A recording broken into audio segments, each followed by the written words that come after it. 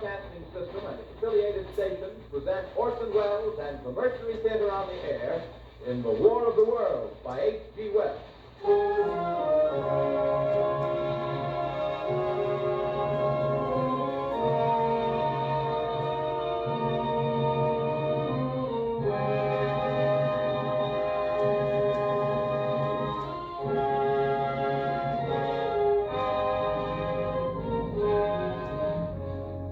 Ladies and gentlemen, the director of the Mercury Theater and star of these broadcasts, Orson Welles. We know now that in the early years of the 20th century, this world was being watched closely by intelligences greater than man's, yet as mortal as his own.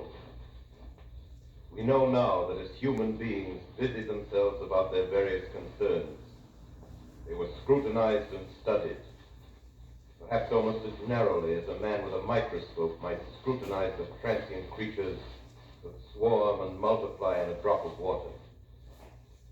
With infinite complacence, people went to and fro the earth about their little affairs, serene in the assurance of their dominion over this small, spinning fragment of solar driftwood, which by chance or design, man has inherited out of the dark mystery of time and space.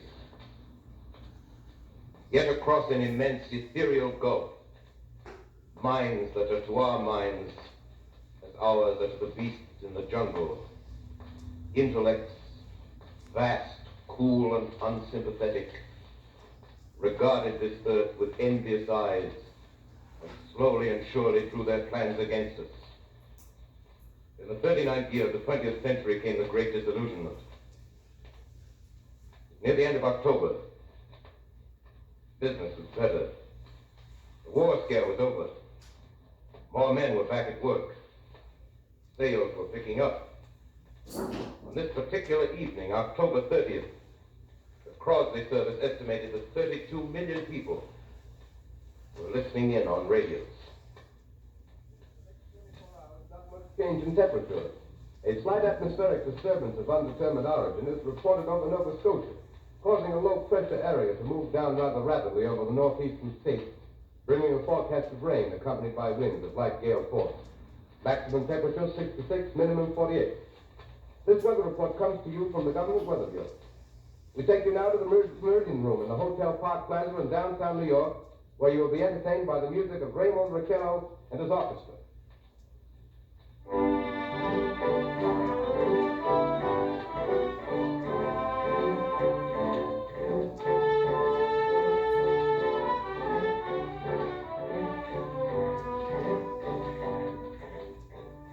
Good evening, ladies and gentlemen. From the Meridian Room in the Park Plaza Hotel in New York City, we bring you the music of Raymond Riccello and his orchestra. With a touch of the Spanish, Raymond Riccello leads off with La Comparsita.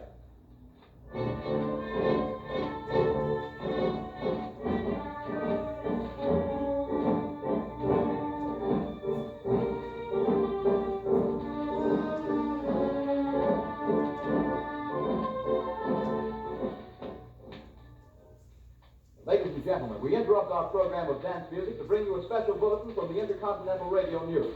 At 20 minutes before 8 Central Time, Professor Farrell of the Mount Jennings Observatory, Chicago, Illinois, reports observing several explosions of incandescent gas occurring at regular intervals on the planet Mars.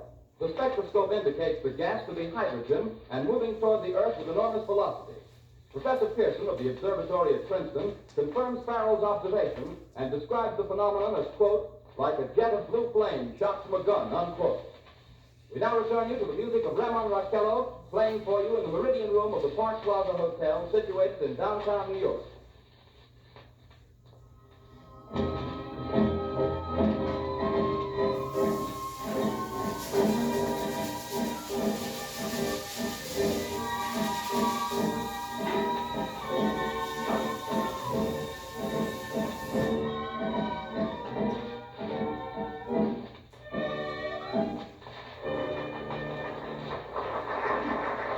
And now a tune that never loses favor, the ever-popular Stardust, Raymond Riccello and his orchestra.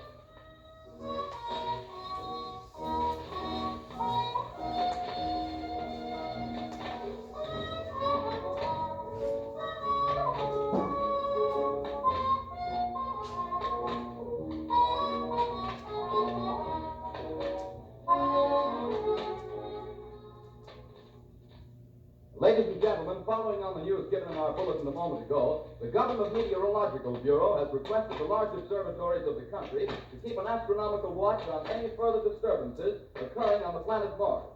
Due to the unusual nature of this occurrence, we have arranged an interview with a noted astronomer, Professor Pearson, who will give us his views on this event. In a few moments, we will take you to the Princeton Observatory at Princeton, New Jersey. We return you until then to the music of Raymond Raquello and his orchestra.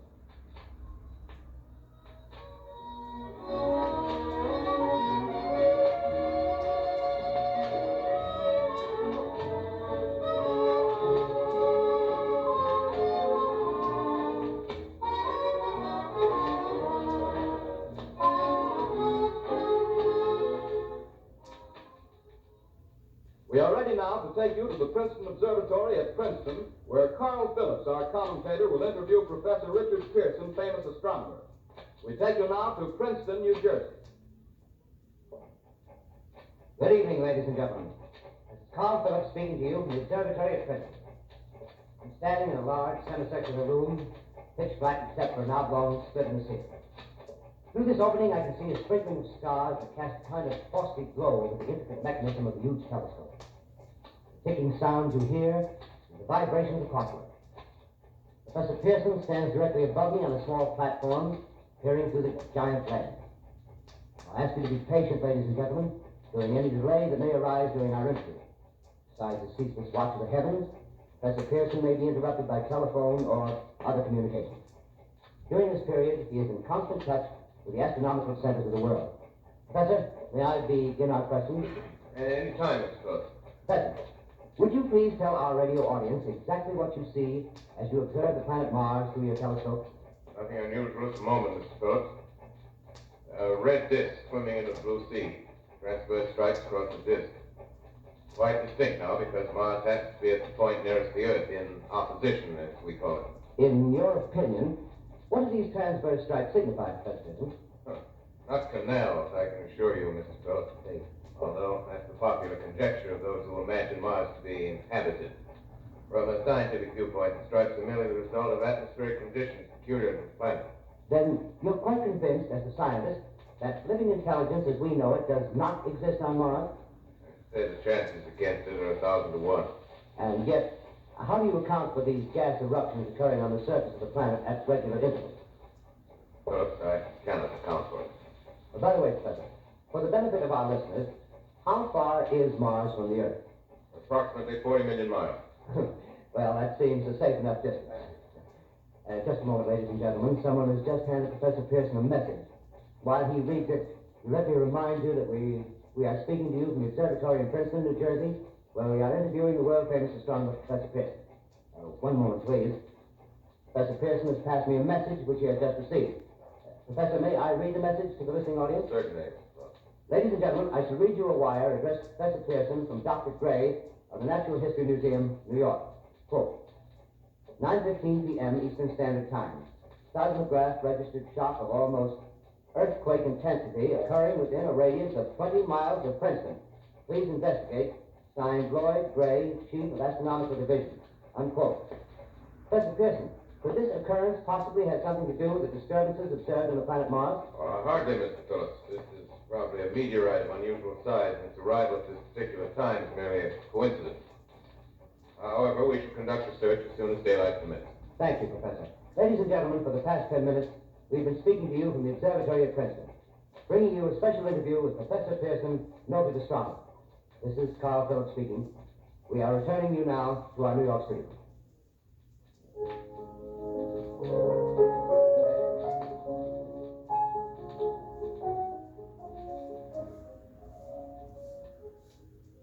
Ladies and gentlemen, here is the latest bulletin from the Intercontinental Radio News.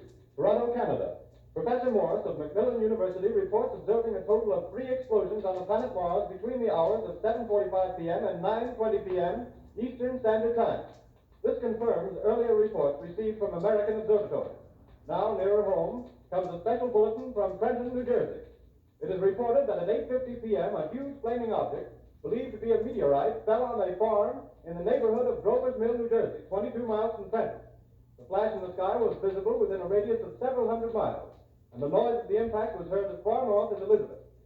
We have dispatched a special mobile unit to the scene, and we'll have our commentator, Carl Phillips, give you a word picture of the scene as soon as he can reach there from Princeton.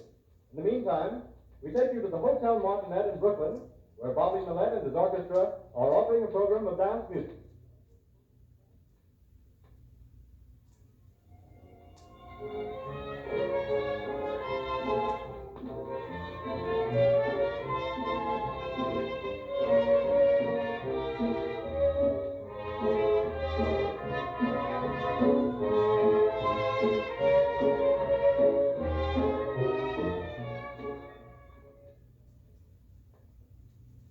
We take you now to Grover's Mills, New Jersey.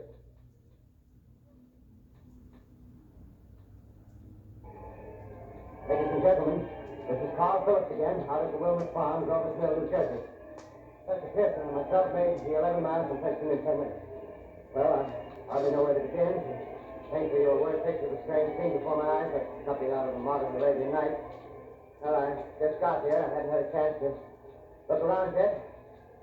I guess that's it. Yes, I guess that's the thing directly in front of me. Half buried in a vast pit. Must have struck with terrific force. The ground is covered with splinters of the tree. It must have struck on its way down. But I can see the object itself doesn't look very much like a meteor. At least not the meteors I've seen. It looks more like a huge cylinder.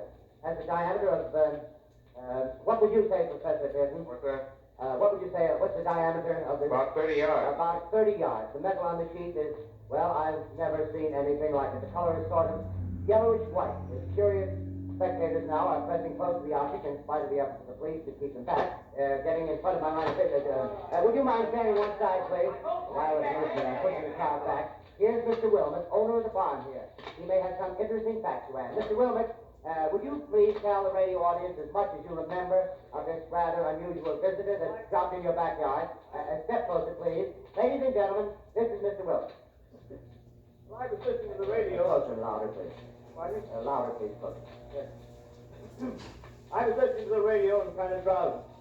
That professor fellow was talking about Mars, so I was half dozing and half... Yes, Mr. Wilmot, and then what happened? Well, as I was saying, I was listening to the radio, kind of halfway. Yes, Mr. Wilmot, and then you saw something.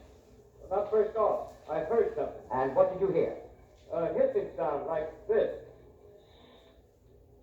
Kind of like the 4th of July rocket. Yes, then what? I turned my head out the window and would have sworn I was asleep and dreaming. Yes?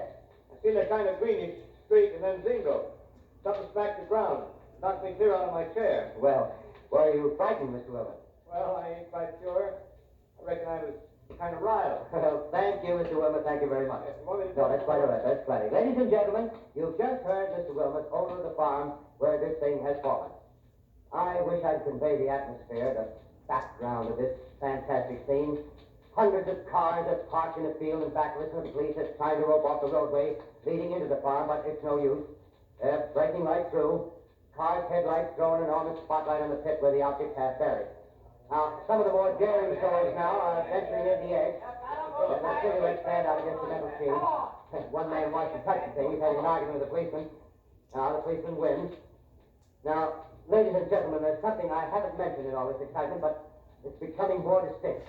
Perhaps you've caught it already on your radio. Listen, please. Do you hear it? It's a curious humming sound that seems to come from inside the object. I'll move the microphone nearer. Here. Now, we're not more than 25 feet away. Can you hear it now? Professor Pearson? Yes? Can you tell us the meaning of that scraping noise inside the thing? Possibly the unequal cooling of its surface. I say, do you still think it's a meteor, Professor? What do you think? The metal casing is definitely extraterrestrial. Not found on this Earth. Friction with the Earth's atmosphere usually tears holes in a meteorite. This thing is smooth. You can see it's literally. Something happening. Ladies and gentlemen, this is terrific. This end of the thing is beginning to flake off. The top is beginning to rotate like a screw, and this thing must be hollow. Keep those men back! Keep those idiots back! Ladies The top blew out, man! and gentlemen, this is the most terrifying thing I've ever witnessed.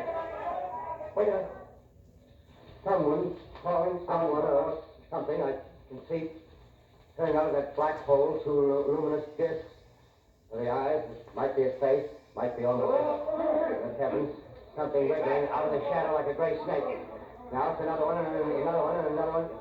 They look like tentacles to me. I can see the thing's body now. It's large as a bear. It glistens like wet leather, but its face, ladies and gentlemen, it's indescribable. I can hardly force myself to keep looking at it. It's so awful. Its eyes are black and they gleam like a serpent in the mouth. A kind of V-shape with saliva dripping from its lidless lips. It seems to quiver and pulsate, and the monster or whatever it is can hardly move. It seems weighed down by possibly gravity or something. The thing's rising up now, and the crowd falls back. It seems plenty. The most extraordinary experience, ladies and gentlemen. I can't find words.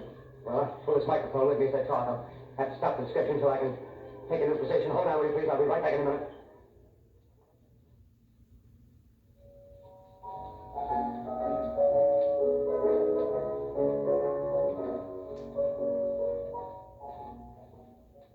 We are bringing you an eyewitness account of what's happening on the Wilmuth Farm, Grover's Mill, New Jersey.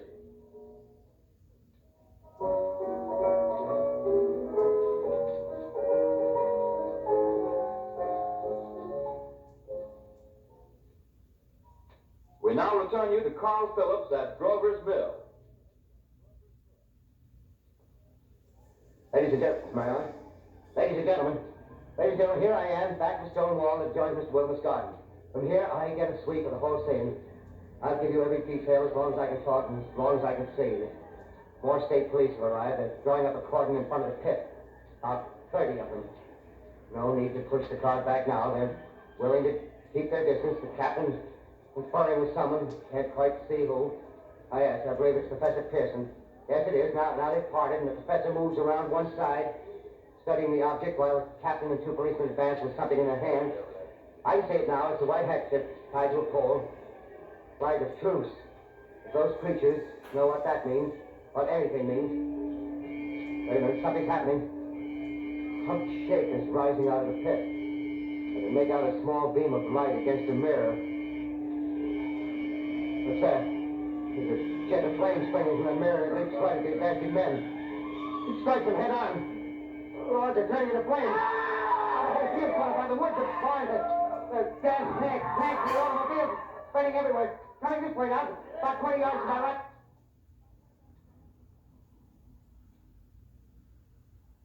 Ladies and gentlemen, due to circumstances beyond our control, we are unable to continue the broadcast from Grover's Mill. Evidently, there's some difficulty with our field transmission. However, we will return to that point at the earliest opportunity. In the meantime, we have a late bulletin from San Diego, California. Professor Engelkoffer, speaking at a dinner of the California Astronomical Society, expressed the opinion that the explosions on Mars are undoubtedly nothing more than severe volcanic disturbances on the surface of the planet. We continue now with our piano interlude.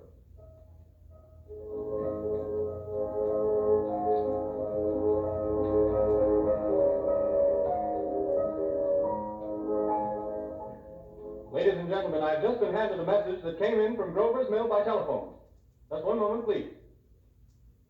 At least 40 people, including 6 state troopers, lie dead in a field east of the village of Grover's Mill. Their bodies burned and distorted beyond all possible recognition. The next voice you hear will be that of Brigadier General Montgomery Smith, commander of the state militia at Trenton, New Jersey.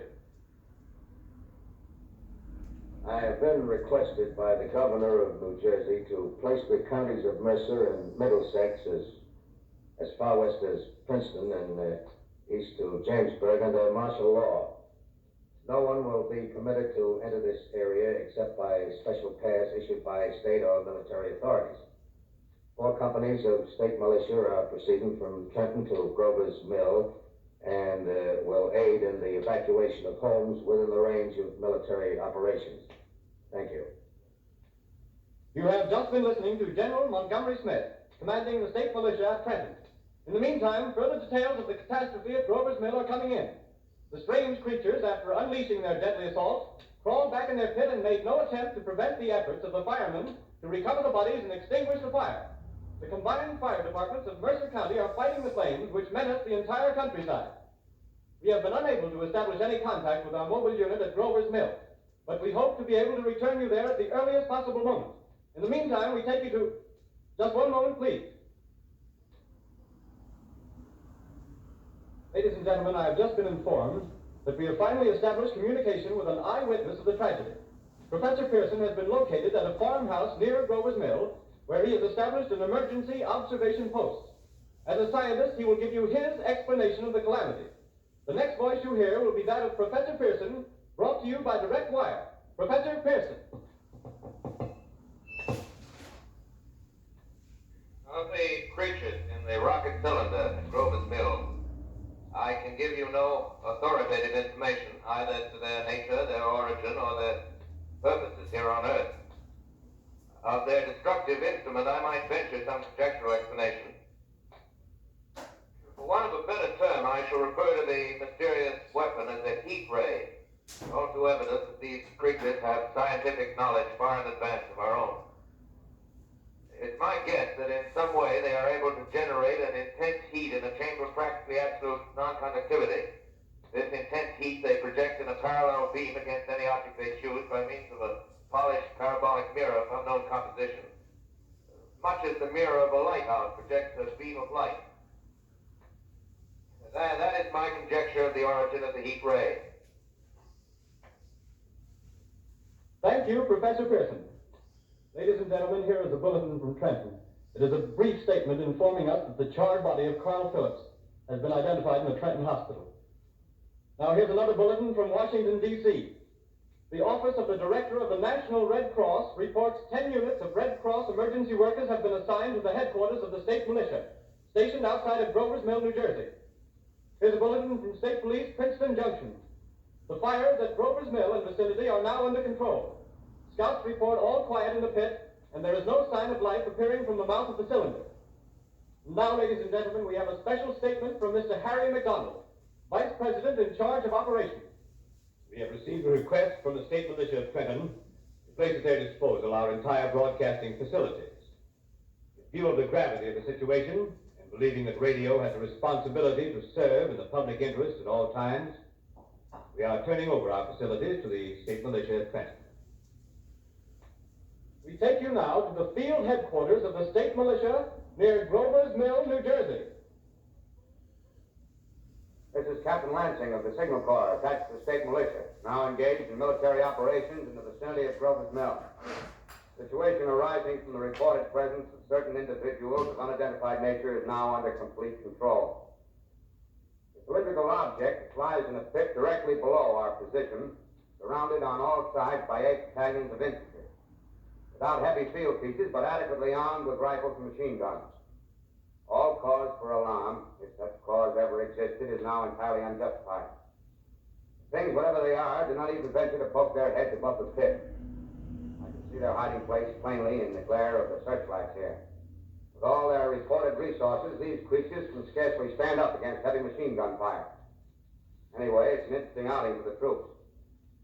I can make out their khaki uniforms crossing back and forth in front of the lights. Looks almost like a real war. There appears to be some slight smoke in the woods bordering the Millstone River, probably fire started by campers. Well, we ought to see some action soon. One of the companies is deploying on the left flank. A quick thrust and it'll all be over.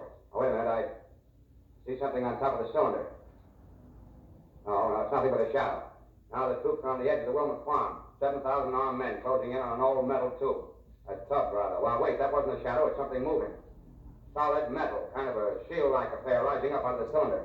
Going higher and higher. What? It's standing on legs. Actually rearing up on a sort of metal framework. Now it's reaching above the trees and the searchlights are on it. Hold on.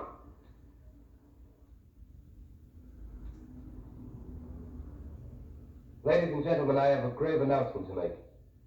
Incredible as it may seem, both the observations of science and the evidence of our eyes lead to the inescapable assumption that those strange beings who landed in the Jersey farmlands tonight are the vanguard of an invading army from the planet Mars. The battle which took place tonight at Grover Mills has ended in one of the most startling defeats ever suffered by an army in modern times. 7,000 men armed with rifles and machine guns pitted against the single fighting machine of the invaders from Mars. 120 known survivors. the rest strewn over the battle area from Grover's Mill to Plainsboro, crushed and trampled to death under the metal feet of the monster, or burned to cinders by its heat ray. The monster is now in control of the middle section of New Jersey and has effectively cut the state through its center. Communication lines are down from Pennsylvania to the Atlantic Ocean. Railroad tracks are torn and service from New York to Philadelphia discontinued, except routing some of the trains through Allerton and Phoenixville. Highways to the north, south, and west are clogged with frantic human traffic. Police and army reserves are unable to control the mad flight. By morning, the fugitives will have swelled Philadelphia, Camden, and Trenton. It is estimated to twice their normal population. Martial law prevails throughout New Jersey and eastern Pennsylvania. At this time, we take you to Washington for a special broadcast on the national emergency. The Secretary of the Interior. Citizens of the nation, I shall not try to conceal the gravity of the situation that confronts the country, nor the concern of your government in protecting the lives and property of its people. However, I wish to impress upon you, private citizens and public officials, all of you, the urgent need of calm and resourceful action. Fortunately, this formidable enemy is still confined to a comparatively small area, and we may place our faith in the military forces to keep them there.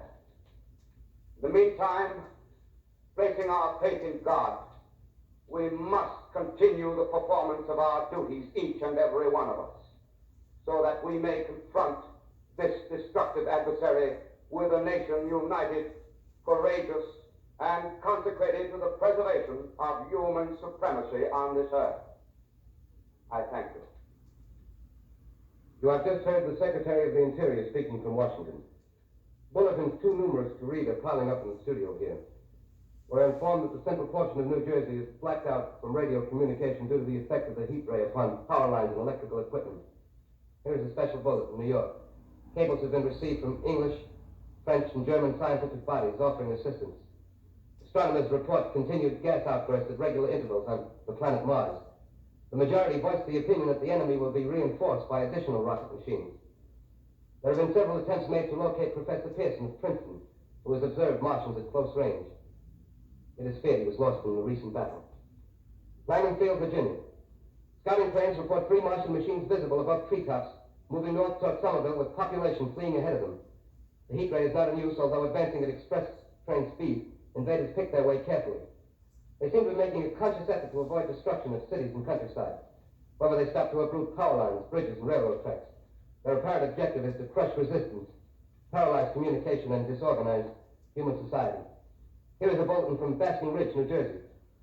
Coon hunters have stumbled on a second cylinder similar to the first, embedded in the great swamp 20 miles south of Morristown. Army field pieces are proceeding from Newark to blow up the second invading unit before the cylinder can be opened and the fighting machine rigged. They are taking up a position in the foothills of Watchung Mountains. Another bulletin from Langham Field, Virginia.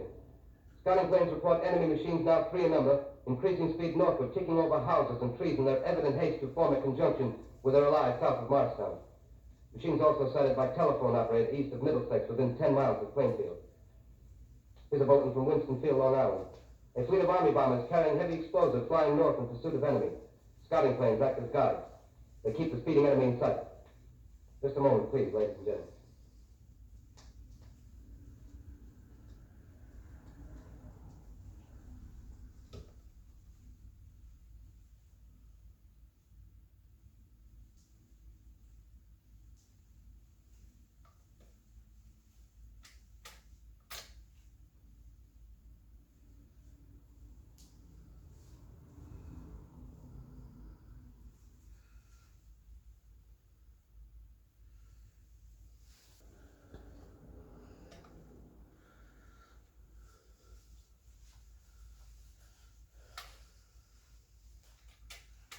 We've run special wires to the artillery line in adjacent villages to give you direct reports from the zone of the advancing enemy. First, we take you to the battery of the 22nd Field Artillery, located in the Watchung Mountains. Range 32 meters. 32 meters. Projection 39 degrees. 39 degrees. Fire!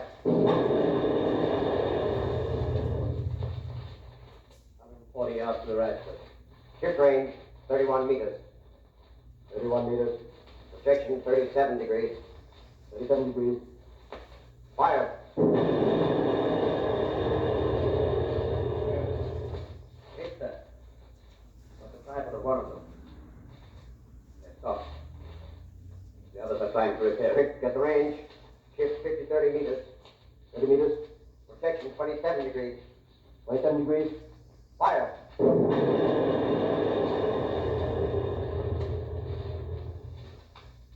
the tail end, sir. Letting off the smoke. What is it? Black smoke, sir. Moving this way. Flying close to the ground. Moving fast. Put on gas mask. Get ready to fire. Ship to 24 meters. 24 meters. Projection 24 degrees. 24 degrees. Fire.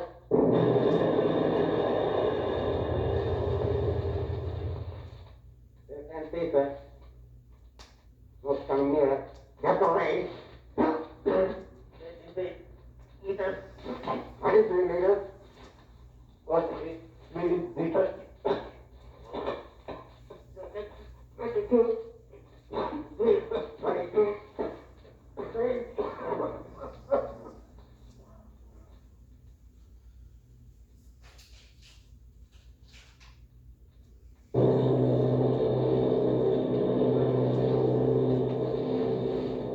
Army bombing plane B-843 off Bayonne, New Jersey. Lieutenant Bolt, commanding 8 bombers, reporting to Commander Fairfax, Langham Field. This is Bolt reporting to Commander Fairfax, Langham Field. Enemy tripod machines now in sight. Reinforced by 3 machines from the Morristown cylinder. 6 altogether. 1 machine partially crippled. Believed hit by shell from Army gun and watch unmounted. Guns now appear silent. A heavy black fog hanging close to the earth of extreme density, nature unknown. No sign of heat ray. Enemy now turns east, crossing Passaic River into the Jersey marshes. Another straddles the Pulaski Skyway. Evident objective is New York City. They're pushing down a high-tension power station. Machines are close together now, and we're ready to attack. Flanks circling, ready to strike. 1,000 yards and we'll be over the first.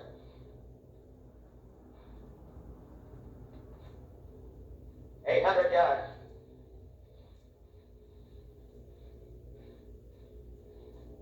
600.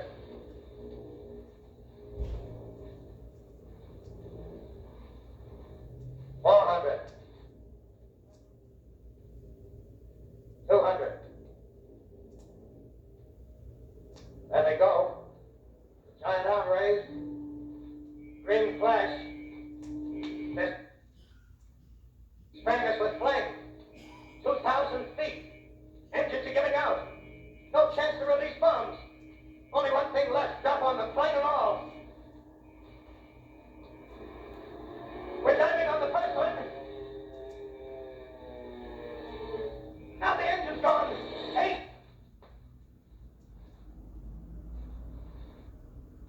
This is Bayonne, New Jersey, calling Langham Field.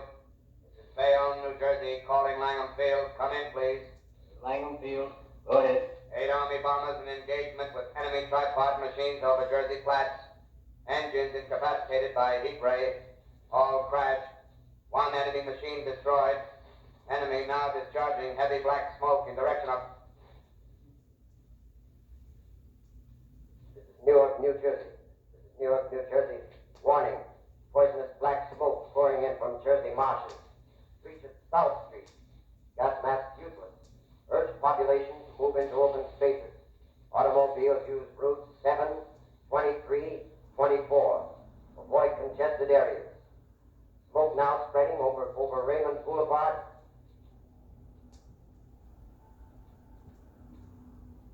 QX2L calling CQ, QX2L calling CQ, QX2L calling 8X3R. Come in, please. This is 8X3R coming back at 2X2L. How's reception? How's reception? Okay, please. Where are you, 8X3R? What's the matter?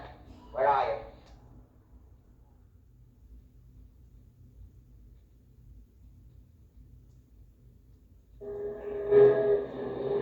I'm speaking from the roof of Broadcasting Building. I'm speaking from the roof of Broadcasting Building, New York City. The bells you hear are ringing to warn people to evacuate the city as Martians approach. Estimated in the last 2 hours, 3 million people have moved out along the roads to the north. Hutchinson River Parkway is still kept open for motor traffic. Floyd bridges to Long Island hopelessly jammed. All communication with Jersey Shore closed 10 minutes ago. No more defenses. Our army is wiped out. Artillery, Air Force, everything wiped out. This may be the last broadcast. We'll stay here to the end. People are holding service here below us in the cathedral. Now I look down the harbor, all manner of boats loaded with fleeing population pulling out from docks. Streets are all jammed. Noise and crowds like New Year's Eve in city. Wait a minute, the enemy is now in sight above the Palisades. Five great machines. First one is crossing the river. I can see it from here, wading the Hudson like a man wading through a brook. A bulletin is handed me. Martian cylinders are falling all over the country. One outside of Buffalo, one in Chicago, St. Louis. Seem to be time and space. Now the first machine reaches the shore. He stands watching, looking over the city. Steel Cowley's head is even with his skyscrapers. He waits for the others. They rise like a line of new towers on the city's west side. Now they're lifting their metal hands. This is the end now. Smoke comes out, black smoke drifting over the city. People in the streets see it now. They're running toward the East River, thousands of them, dropping in like rats. Now the smoke's spreading faster. It's reached Times Square. People are trying to run away from it, but it's no use. They're falling like flies. Now the smoke's crossing 6th Avenue. 5th Avenue. 100 yards away. It's 50 feet.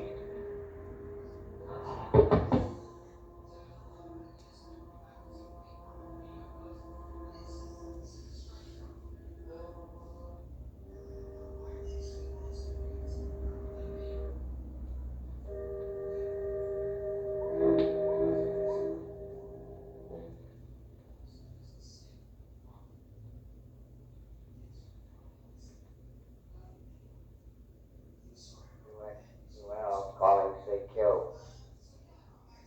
2X2L calling, say kill.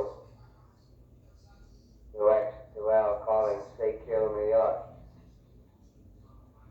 Is there anyone on the air? Is there anyone on the air? Is there anyone? 2X2L.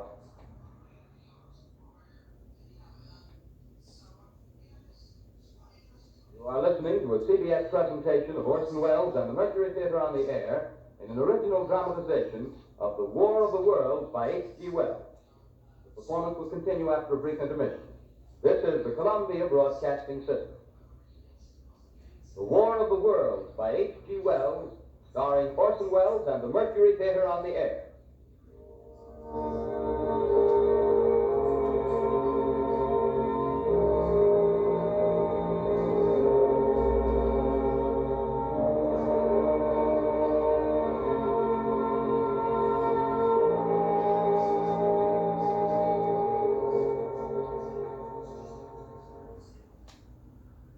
I set down these notes on paper, I'm obsessed by the thought that I may be the last living man on Earth. I've been hiding in this empty house near Grover's Mill, a small island of daylight cut off by the black smoke from the rest of the world.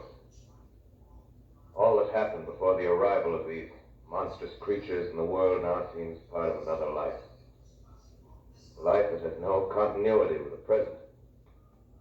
Furtive existence with a lonely derelict who pencils these words on the back of some astronomical notes bearing the signature of Richard Pearson. I look down at my blackened hands. Try to connect them with a professor who lives at Princeton and who, on the night of October 20th, glimpsed through his telescope an orange splash of light on a distant planet. My wife, my colleagues, my students, my books, my observatory, my world. Where are they? Did they ever exist? Am I Richard Pearson? What days? Do days exist without calendars? Does time pass when there are no human hands left to wind the clocks? Writing down my daily life, I tell myself I shall preserve human history between the dark covers of this little book that was meant to record the movements of the stars. To write, I must live, and to live, I must eat. Find moldy bread in the kitchen and an orange not too spoiled to swallow. Keep watch at the window. Time to time, I catch sight of a Martian above the black smoke. Smoke still holds the house in its black coil, but like there's a hissing sound, and suddenly I see a Martian mounted on his machine, spraying the air with a jet of steam as if to dissipate the smoke. I watch in a corner as his huge metal legs nearly brush against the house. Exhausted by terror, I fall asleep. Morning. Morning. Sun streams from the window. Black cloud of gas is lifted, and the scorched meadows to the north look as though a black snowstorm had passed over. I venture from the house. I make my way to a road, no traffic. Here and there, a wrecked car, baggage overturned, a blackened skeleton. Push on north. For some reason, I feel safer trailing these monsters and running away from them. And I keep a careful watch. I've seen the Martians feed. Should one of their machines appear over the top of trees, I'm ready to fling myself flat on the earth. Come to a chestnut tree. Chestnuts are ripe. Fill my pockets. Just keep alive. 2 days I wander in a vague northerly direction through a desolate world. Finally, I notice a living creature. A small red squirrel in a beech tree. I stare at him and wonder. He stares back at me. I believe at that moment the animal and I shared the same emotion. The joy of finding another living being. Push on north. I find dead cows in a brackish field, and beyond the charred ruins of a dairy and silo remain standing guard over the wasteland like a lighthouse, deserted by the sea. Astride the silo perches a weathercock, the arrow points north. North. Next day, I come to a city. City vaguely familiar in its contours, yet its buildings strangely dwarfed and leveled off as if a giant had sliced off its highest towers with a capricious sweep of his hand. Reached the outskirts, I found Newark. Newark, undemolished but humbled by some whim of the advancing Martians. Presently, with an odd feeling of being watched, I caught sight of something crouching in a doorway. I made a step towards it. Rose up and became a man. A man armed with a large knife. Stop. Where did you come from? I come from many places. A long time ago from Princeton. Princeton, huh? Near Grover's Mill. Yes. Grover's Mill. There's no food here. This is my country. All this end of town down the river. There's only food for one. Which way are you going? I don't know. I guess I'm looking for people. Hey, what was that? Did we hear something just then? No, only a bird. A live bird. You get to know that birds have shadows these days. Hey, we're in the open here. Let's crawl in this doorway here and talk. Have you seen any Martians? No. They're going over to New York. Night, the sky is alive with their lights, just as if people were still living. By daylight, you can't see them. 5 days ago, a couple of them carried something big across the flats from the airport. I think they're learning how to fly. Fly? Yeah, fly. That's all over with humanity. Stranger, it's still you and I. 2 of us left. Yeah. They got themselves in solid. They wrecked the greatest country in the world. Those green stars, they're probably falling somewhere every night. They've only lost one machine. There isn't anything to do. We're done. We're licked. Where were you? You're in a uniform. Yeah, what's left of it. I was in the militia. National Guard. That's good. There wasn't any war. Any more than there's war between man and ants. Yes, but we're eatable ants. I found that out. What'll they do to us? I've thought it all out. Right now, we're caught as we're wanted. A Martian only has to go a few miles to get a crowd on the run. But they won't keep on doing that. They'll begin catching us systematically, keeping the best and storing us in cages and things. They haven't begun on us yet. Not begun? Not begun. All that's happened so far is because we don't have sense enough to keep quiet. Bothering them with guns and such stuff and losing our heads and rushing off in crowds. Now, instead of our rushing around blind, we gotta fix ourselves up according to the way things are now. Cities, nations, civilization, progress. Yes, but if that's so, what is there to live for? Well, there won't be any more concerts for a million years or so, and no nice little dinners at restaurants. If it's amusement you're after, I guess the game's up. What is there left? Life, that's what. I want to live.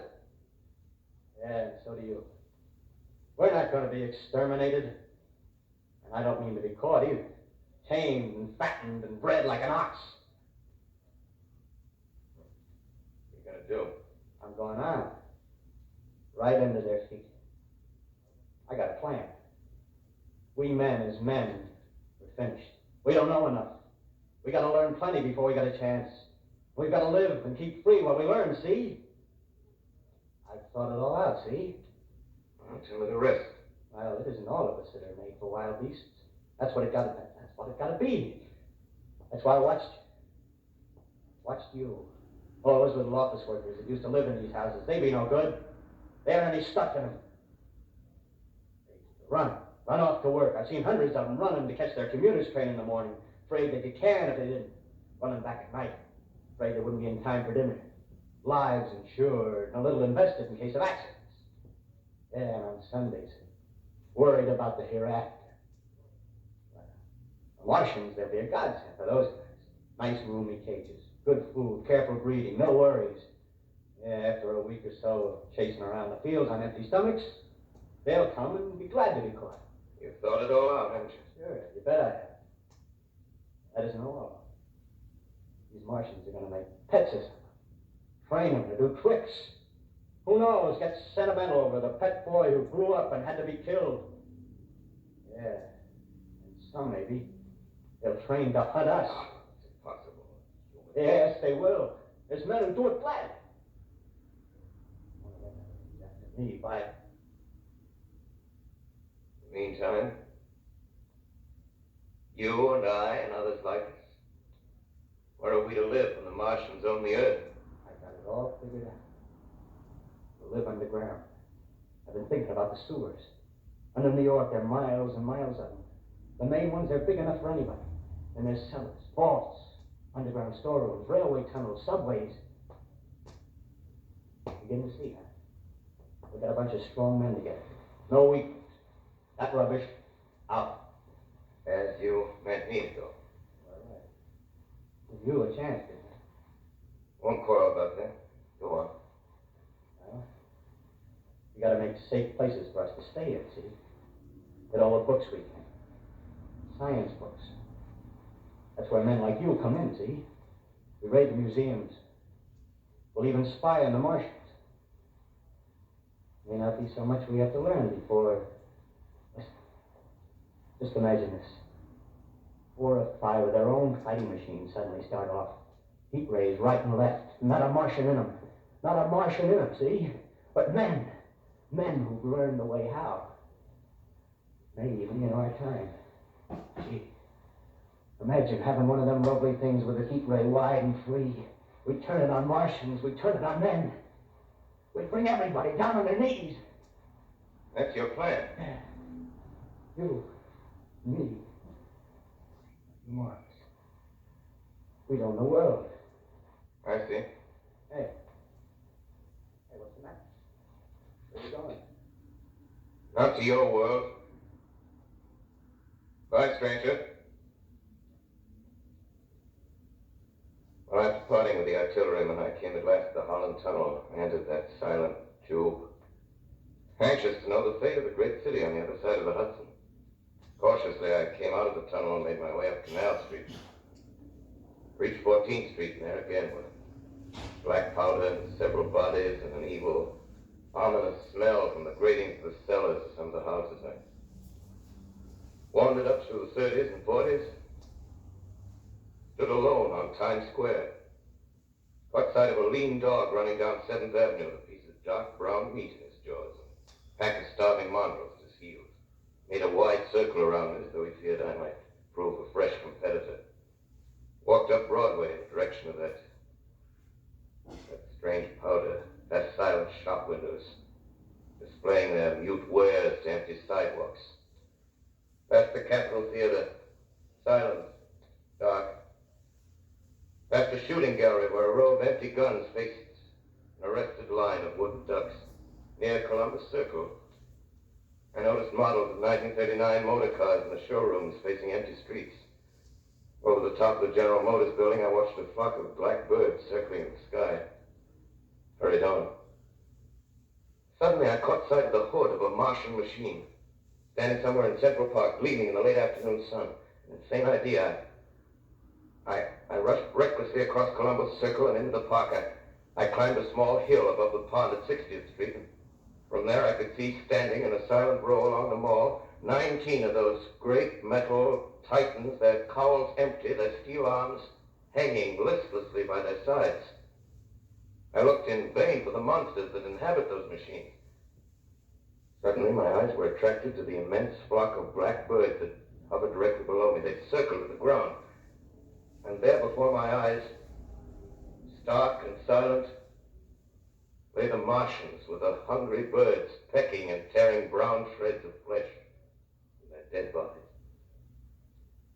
Later, when their bodies were examined in laboratories, it was found that they were killed by the putrefactive and disease bacteria against which their systems were unprepared. Slain, after all, man's defenses had failed by the humblest thing that God, His wisdom, has put upon this earth. Before the cylinder fell, there was a general persuasion that through all the deep of space, no life existed beyond the petty surface of our minute sphere. Now we see further. Dim and wonderful is the vision I've conjured up in my mind of life spreading slowly from this little seedbed of the solar system throughout the inanimate vastnesses of sidereal space. But a remote dream, maybe. Maybe that the destruction of the Martians is only a reprieve to them and not to us. The future ordained, perhaps. How strange it now seems to sit in my peaceful study, Princeton, writing down this last chapter of the record, begun at the deserted farm in Grover's Mill. Strange to watch children playing in the streets. Strange to see young people strolling on the green where the new spring grass heals the last black scars of a brewster. Strange to watch the sightseers enter the museum where the disassembled parts of a Martian machine are kept on public view. Strange when I recall the time when I first saw it. Bright and clean-cut, hard, and silent under the dawn of that last great day.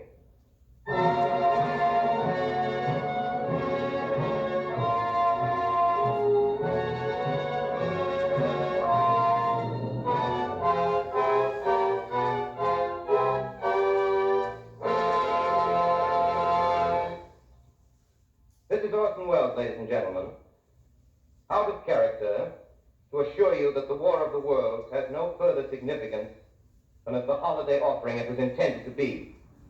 The Mercury Theater's own radio version of dressing up in a sheet and jumping out of a bush and saying boo. Starting now, we couldn't soap all your windows and steal all your garden gates. By tomorrow night, so we did the best next thing. We annihilated the world before your very ears and utterly destroyed the CBS. You will be relieved, I hope, to learn that we didn't mean it, and that both institutions are still open for business. So goodbye, everybody, and remember, please, for the next day or so, the terrible lesson you learned tonight. That grinning, glowing, globular invader of your living room is an inhabitant of the pumpkin patch, and if your doorbell rings and nobody's there, that was no Martian, it's Halloween.